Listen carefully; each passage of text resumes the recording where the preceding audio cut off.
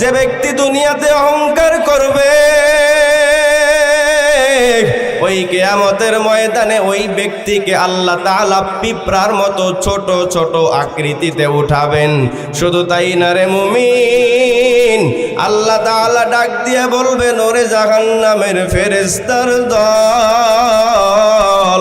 এই জাহান্নামী অহংকারীদেরকে হাতে পায়ে জাহান্নামের শিকলটা লাগাইয়া দাও। আর জাহান্নামের শিকল লাগাইয়া এদেরকে টানতে টানতে জাহান্নামে একটা জেলখানা থাকবে, তার নাম হলো বুলাস। ওই জেলখানায় শুধুমাত্র অহংকারীরা থাকবে। আল্লাহ বলবেন, এদেরকে টানতে টানতে নিয়ে ওই বুলাস নামক জাহান্নামে নিক্ষেপ করো। শুধু তাই না রে আল্লাহর বান্দারা, আল্লাহর নবী বলেন, ওই অহংকারী জাহান্নামী যারা হবে তাদের খাবার থাকবে রক্ত আর পুজ। আল্লাহ তাআলা জাহান্নামীদের জন্য এমন একটা মাঠ বানাবে, ওই মাঠে বড় বড় কাঁটা থাকবে, কাঁটাযুক্ত একটা উদ্যান। আল্লাহ জাহান্নামীদেরকে ওই মাঠের মধ্যে ছেড়ে দিয়ে বলবে, রে জাহান্নামীর দল, তোমরা এবার হাঁটতে থাকো। তাদের পাও দুইটা থাকবে উপরে, মাথাটা থাকবে নিচে। যখন তারা এমন অবস্থায় হাঁটতে থাকবে, হাদিসে আসছে তাদের নাকের ভিতর দিয়ে ওই কাঁটা ঢুকবে, তাদের চোখের ভিতর দিয়ে কাঁটা ঢুকবে, কানের ভিতর দিয়ে ঢুকবে, আর সেখান থেকে গলে গলে পচে পচে যে পুঁজগুলো বের হবে। আল্লাহ বলবে, রে ফেরেশতা যাও যাও, এই পুঁজগুলোকে একত্রিত করে জাহান্নামে যেই অহংকারীরা আছে তাদের খাদ্য বানায়া দাও। নাউযুবিল্লাহ। অহংকারীদের জন্য আল্লাহ তাআলা রেখেছেন জাহান্নামের একটা জেলখানা। সেই জেলখানার নাম কি? বুলাস নামক জেলখানা। কি জেলখানা? বুলাস নামক জেলখানা। অহংকারীদের খাদ্য কি হবে? রক্ত আর পুজ। কি হবে? মনে রাখতে হবে তো এগুলো। বুলাস নামক অহংকার 3 প্রকার।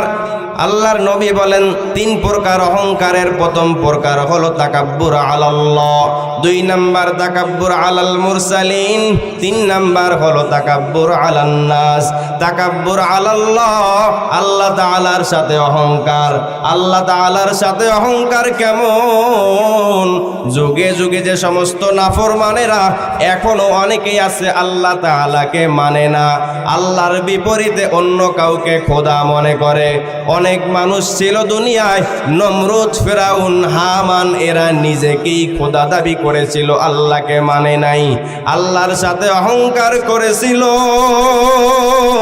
এমন করে করে তারা 1 নাম্বার অহংকার তাকাব্বুর আলাল্লাহ করেছিল।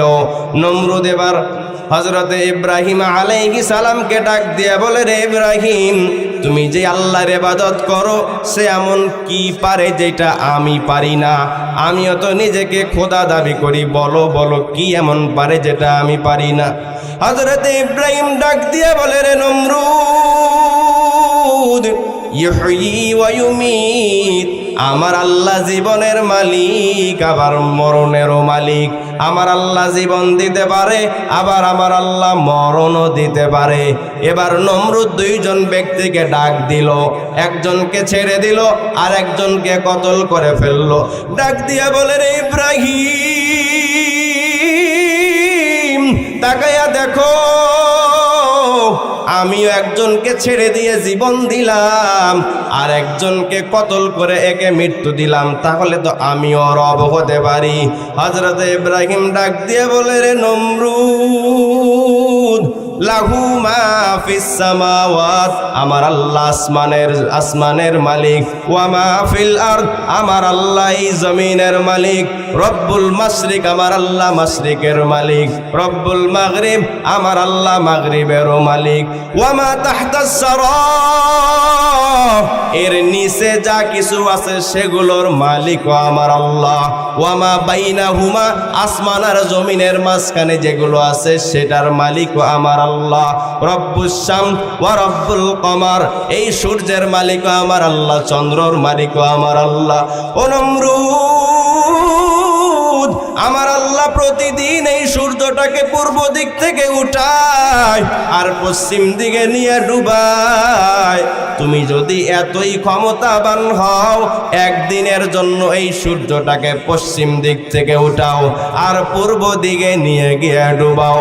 কোরআনে এসেছেন এইভাবে তর্ক বিতর্ক চলার সময় এই কথা যখন ইব্রাহিম আলাইহিস সালাম বলেছেন, সঙ্গে সঙ্গে নমরুদ আত্মসমর্পণ করেছে। সুবহানাল্লাহ।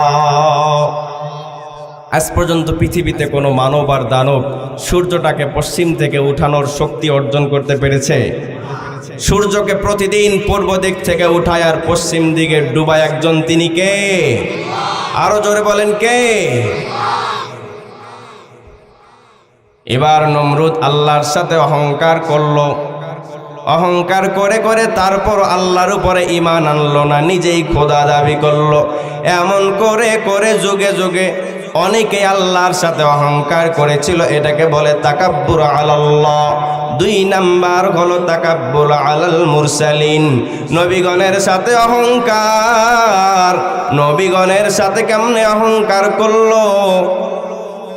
আল্লাহর নবী সহ যত নবী আসছে প্রত্যেক নবীর সাথে তার কওমের কিছু মানুষ অহংকার করেছিল। হযরতে মূসা আলাইহিস সালাম নবুয়ত পাওয়ার পর যখন দ্বীনের দাওয়াত নিয়ে মানুষগুলোর দ্বারে দ্বারে গেলেন, সবাই ডাক দিয়া বলে, রে এলাকার মানুষ তাকায়া দেখো, এই মূসা এমন এক বংশে জন্ম নিয়েছে যেই বংশটা আমাদের গোলামিতে নিয়োজিত ছিল। গোলামের ঘরের ছেলের উপরে আমরা কেমনে ঈমান আনি, এ আবার কেমন নবী হয়? এমন বলে বলে বলে বলে নবীর উপরে ঈমান না এনে অহংকার করেছিল। আপনার আমার নবী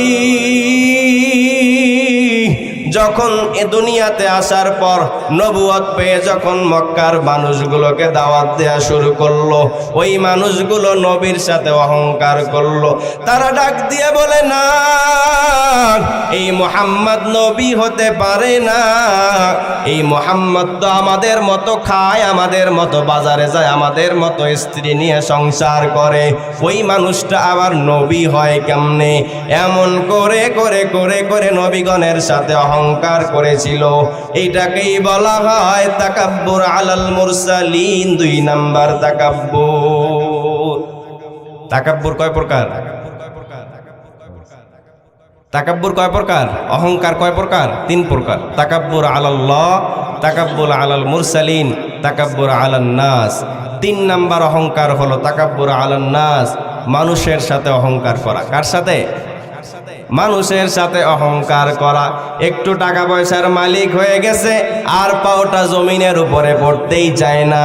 একটু পাওয়ার প্রতিপত্তি হয়েছে, বংশমর্যাদা আছে, মানুষকে, গরিব মানুষকে মানুষই মনে করে না। এমন আছে না নাই? আছে। দেখবেন গরিব মানুষগুলোকে ধান কাটার জন্য কামলা নিয়েছে, সারাক্ষণ শুধু খ্যাস খ্যাস করে, সারাক্ষণ খারাপ ব্যবহার করে, দূর দূর করে। এই অহংকার যার অন্তরে থাকবে, নবী আমার বলে ওই বান্দা জান্নাতের ঘেরানো পাবে না। আর ওই অহংকার দূর করার জন্য তার ঔষধ আল্লাহ রেখেছেন জাহান্নামের আগুন। এই জন্য অহংকার করবি না রে মুমিন। কি নিয়ে অহংকার করবা? ওই কবরস্থানের দিকে তাকায়া দেখো, তোমার চাইতে কত বড় বড় টাকার মালিক। ব্যাংক ব্যালেন্সের অভাব ছিল না, জমি জামার অভাব ছিল না, বংশমর্যাদাও ভালো ছিল। নিঃশ্বাস বন্ধ হওয়ার সাথে সাথে তাকে নিয়ে ওই কবরে ঢুকাইয়া দিছে। এত টাকার মালিক থেকেও কোনো লাভ নাই, এত সম্পদ থাকার পরও কোনো লাভ হয় নাই। যেই সুন্দর চেহারা নিয়ে অহংকার করেছিল, সেই সুন্দর চেহারা দিয়ে চেহারার কোনো লাভ হয় নাই। এই জন্য অহংকার করা যাবে না। যারা অহংকার করবে তাদের জায়গা হবে কোথায়? জোরে বলেন।